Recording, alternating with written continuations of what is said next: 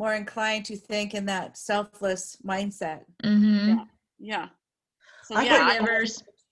I just hit record, just so you guys know, and I just think we can do a little segment about women and how we are women and we are coming together and we're creating community and we're sharing our passions and our heart and our souls because we want to connect everyone and we want to learn from each other. And I think we're creating wonderful learning experiences.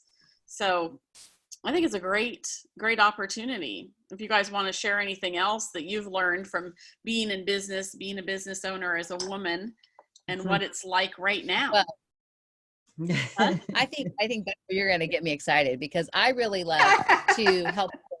Now you're going to talk my language. The other stuff we were talking about, it's like just part of who I am, right? The core. But what I really love to help people do is help them ignite their God-sized goals.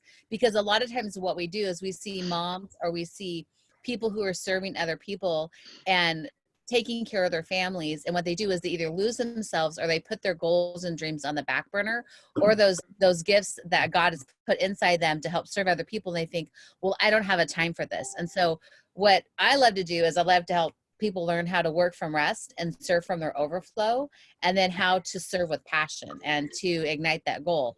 And when you create that community, or you find that there's a lot of gifts that we have that God uniquely blessed us with, that we can help other people. And I think a lot of the reason why I started Christian Network is because I heard so many people saying that they didn't have the same gift, or they would compare themselves to somebody else. And, comparison skill, it is the thief of all joy. Right. And so we have to learn not to compare ourselves, but to be able to learn how to see the beauty in another woman, and how to speak that, or see that beauty in another mom when we see another kid having that, and just be like, you're lucky because of this. Do you know that your mom does this? And to really, not to say, to compare ourselves, think I don't do that, but to say you're so lucky because your mom does that, and what a gift that is. Right. Yeah. And I think that that's a lot, whether that's personal or that's in business. I think the synergy that we create, and when we help people see the goodness in themselves, and not think that we're going to compete with one another, but how can we collaborate, the difference it'll be. Yeah. And I remember, I was going to say, being a mom, I remember, first I was a business owner 10 years before I had kids. And I remember kept thinking, I don't know if I'm ready to have kids because I have a business. And then I heard someone say, you can have children and bring them into your business. You can have children and bring them into your life. You don't have to have children and stop your life and stop your business. So I did. I worked from home, and I had my own office space, and I would set up my children, and then I would bring them to meetings with people, men, women, it didn't matter. I'd bring the kids, and I'd have little activities for them to do while we sat there and met, or I'd have them integrated into the meeting because they're creative, so, and so it's neat to see that other people have taken suit as well. And then to see what my kids have now done with all that, because like my daughter just really has applied herself, and she's now working on the Land Lab, which is a farm at the school, so there's so many different things. It's neat to see that it's not, you don't just have to say I work and I'm a mom. You can integrate everything in together. Yeah. Well, I don't think it's about the labels. I think it's about the seasons. And I think it's about enjoying the different seasons that we are in life, and be able to share that wisdom with somebody else. Because I think when we have young kids and we're in business, we look and we think, oh, I can't do that. Well, we can't do that because we've got little ones to take care of. And so the time that we can put into our business is much different than when they're older. And then I also think, like right now I have an 11-year-old and a 14-year-old. I don't want to put as much time into my business in the evening or to do some of that networking in the evening, because I'm like, my kids are going to be gone in a few years. Yeah. Right. So I think, it's like, we're always like looking and comparing. I think it's just important to like, how can we enjoy the season that we're in, whether that's personally in life or in business? And if you see somebody who's new in business, how can you encourage them? Right. So many businesses, I remember when I was a photographer, I mean, the time was so different there because it's so competitive. People didn't want to tell you the tricks on how to do something. Right. And like now, if we can share like, oh, just use this program. Like, if you just share some of the program, it's going to make such a huge difference in their life and make things easier. And I think my favorite book if nobody has ever read it, is The Go-Giver. Mhm. It is because if you live The from that Go-Giver? Yes. G-I-V-E-R? Okay. Yeah, I've given that book away so much, but it's the concept that, like, you know, sometimes we're not the right person, but if we refer them, like, I'm not going to tell somebody how to write a book. I'm going to refer them to Julie. That's like, go see Julie. She's awesome at that. She can make you a bestseller, because that's, you know, even though I know I've worked for a marketing company and know a lot of those things, Mhm. I don't want to do that. Go see Julie and let her help you. Yeah, yeah. That's what's neat about this world too, is like through all this, we can get connected. I can say, oh, you need this, and you go to Mhm. this person. I need this, you know, you need, are you living in fear? Well, go talk to Carolyn. Are you, you know what I mean? Do you want something more faith-based? Talk to Melanie. And if you need educational training, talk to Sonia. I mean, we've got everything covered, you know? So, and if you want to get to that thing, then talk to me, you know? So we all work together, right? Yeah. And if you want to build community, same thing here. I'm opening it up, and I think it's just so important that we share and inspire each other. So Yeah, Yeah. definitely. It's certainly a very interesting pathway, though, when you're talking about males and females. And, you know, I like to look at the lessons in life of what our, you know, humanity has taught us as a species since we've been on the earth and in the various different cultures.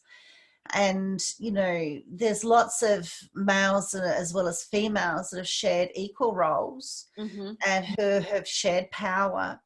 So, you know, it's been a little sad that through the westernization that women have been, you know, designated a certain type of job role and have been seen that way for, you know, for quite some time. Whereas when you look at for centuries prior, it was really quite different. Mm-hmm. And then certainly in the business space, but then it depends on what business space you're talking about, because there are some that are very specific for females. So, but then, you know, big business is more, you know, that's where the males dominated. But everything has its place. It's just that when you start becoming a nucleus as a family and you're bringing children into it and role modeling it for that, that's where it really starts to become, you know, very, very fundamental and pivotal for their futures and your grandchildren, you know, and further generations. And that's what's always been, you know, a major concern for myself and for my husband and I. We've been just recently 31 years married. Wow. So I was young. I chose to do that all young. And, you know, I was quite different then. I was brought up different then. And was taught to allow people to step all over me, because that's being polite, even if you know that they're wrong, and that was being courteous, and then as a female and all this sort of stuff. And then I started realizing more into my 30s that I was actually not being a good role model for my children. Right. Yeah. You know, and certainly by, you know, bringing more on. And so then that certainly has had its challenges then in our relationship, you know, those fundamentals changed. But also great conversations, right? I was going to say, yeah, because I started dating my husband really young too, and then got married pretty young. But I would say through it all, that's provided lots of conversations, lots of frustration. Yeah. And lots of growth and debates, really healthy laughter. debates.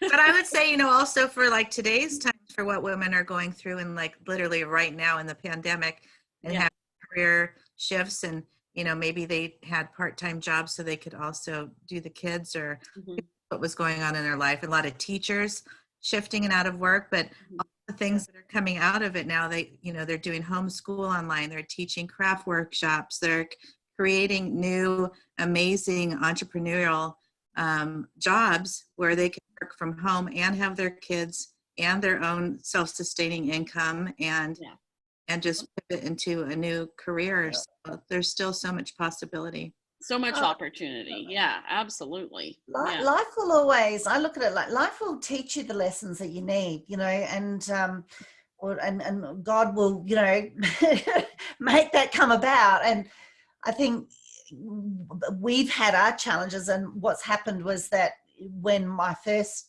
child, both of us nearly died. So and so then each of my pregnancies were difficult. So my husband and I have had to change roles over several times just out of pure necessity.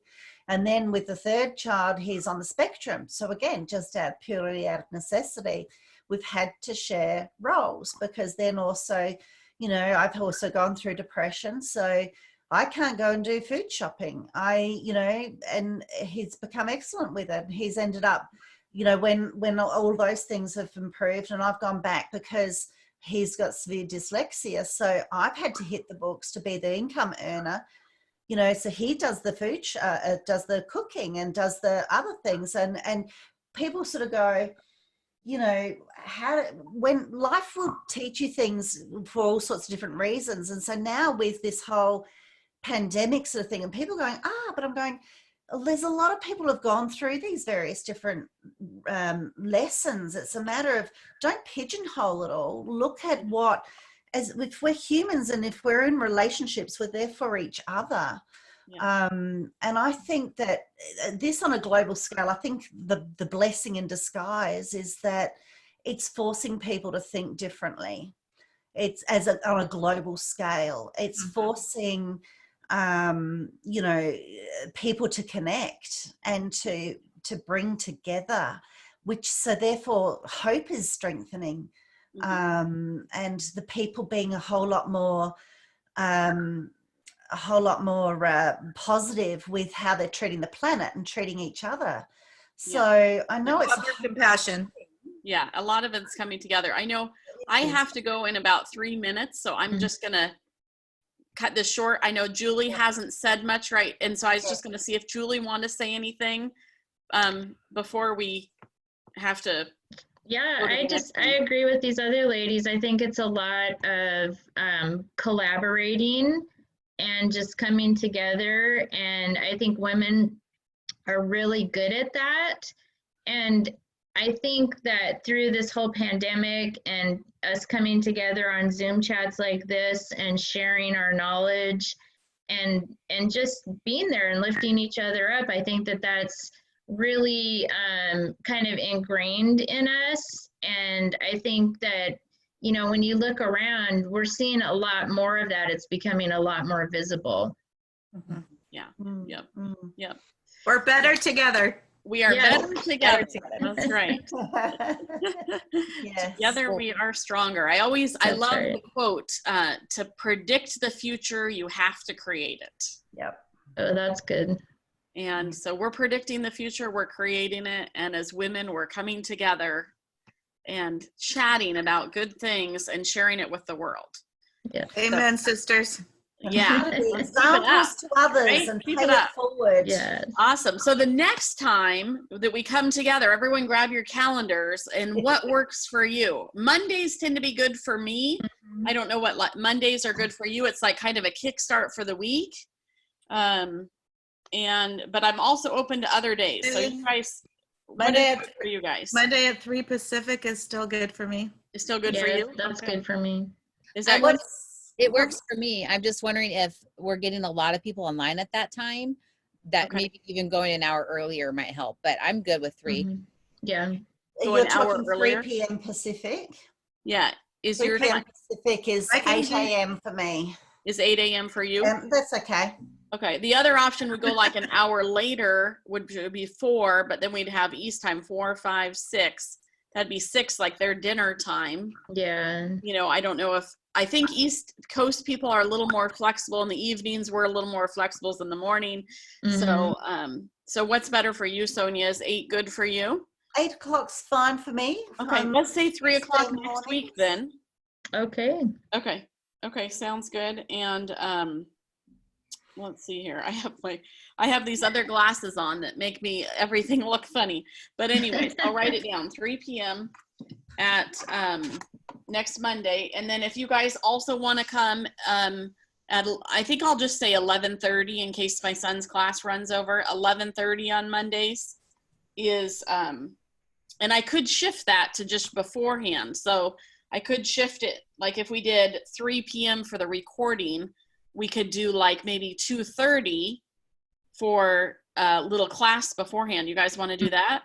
Yeah, Okay, that would I'm be seeing good. yeses. Okay, is that fine with you, Sonia? So that'd be 7:30. 7:30 on a Sunday morning? No. Oh, you're Sunday? Are you a day behind? Or are you? We're a day in front. Hold on. So you're Oh, that'd talking. be Tuesday. That would be Tuesday for you. Oh, okay. Okay. No, that's fine. That's fine. Okay, so we'll do like 2:30. I'll do a little like lesson like I normally do, and then after that we'll do our recording. And then, I just want to encourage everyone. We know people who know people who know people. Yeah. So, forward the links, pass out, Yeah. and just, Yeah. get them out to as many people as we can to make the group even more powerful. Yeah, that would be wonderful. And I think I have everyone's email, so I'll send it to you and then you guys can send it on. Does that sound good? Yeah. Okay. Okay, wonderful. And I'll share this video with everyone. There's a couple of them, so I'll share a couple of videos, and wonderful. We'll see you next week. If you All guys right. have any questions, anything want to brainstorm, I'm always here for you. So you can always reach out.